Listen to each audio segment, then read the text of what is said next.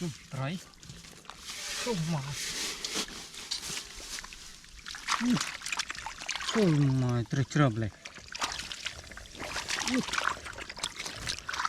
chum mà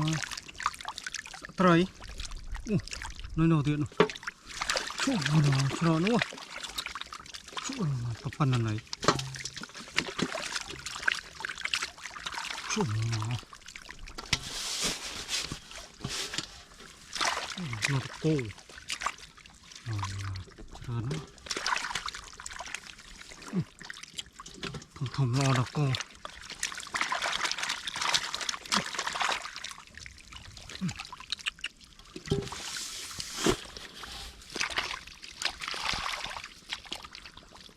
mà cái phần này mà thơm mùi wow phần này nó còn chung trời bồ đấy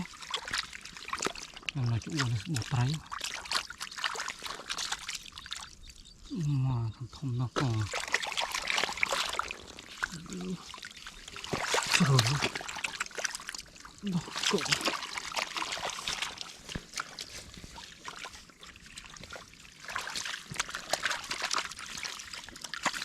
trời nó mà trời là có người ta thầm là tụi mà thầm mùi đó có nọt nhé trời nó màu o đó có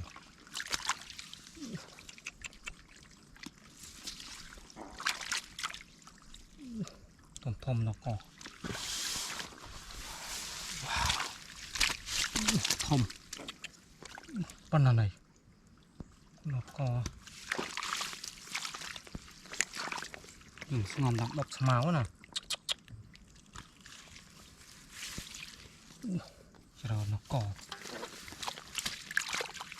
là chân đấy rồi đúng không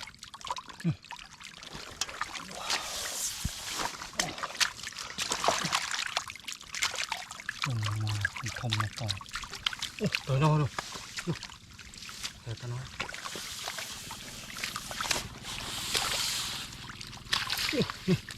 không muối màu này trôi mà đầy nhá nhỉ có bao nhiêu đã có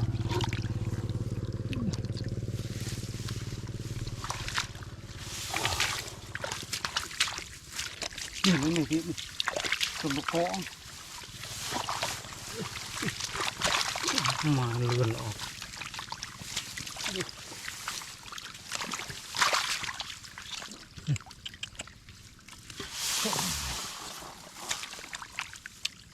rồi nó phần này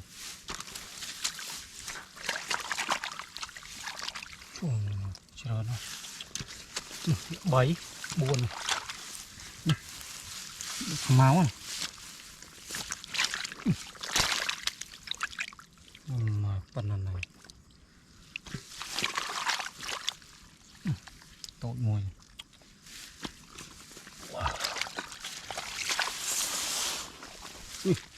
đừng xuống ngầm này nè nè chờ nó cho nó lên cái lỗ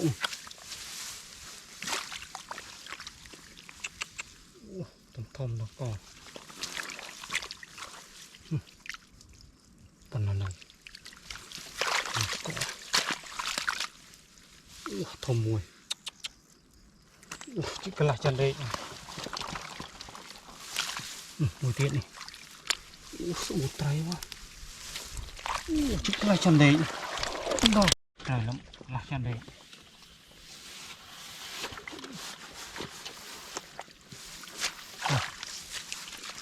tao này có lỗ mùi tiện này uốn lên cái lỗ nữa này cái này bắt ôm kia này đỏ cò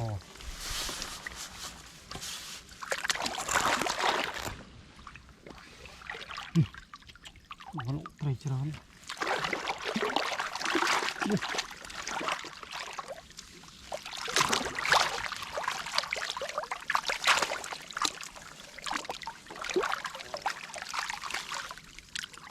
chùm liền nữa. Quả thòm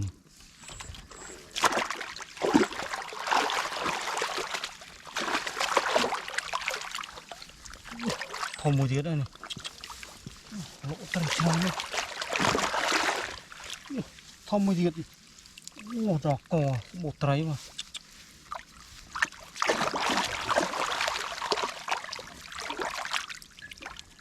Mùi điện cái mà chôm mà thầm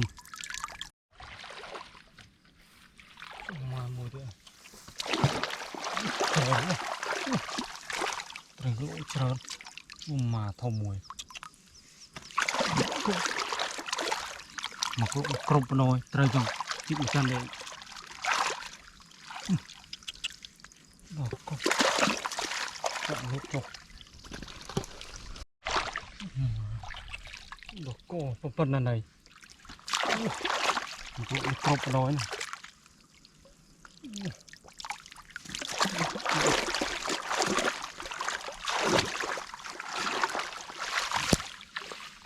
mà có bột trái mà mùi tiện có phần này mùi tiện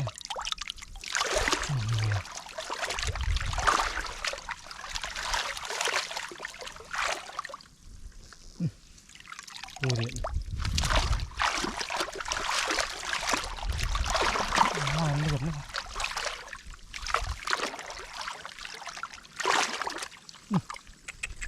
chôm mà thòm thòm là cò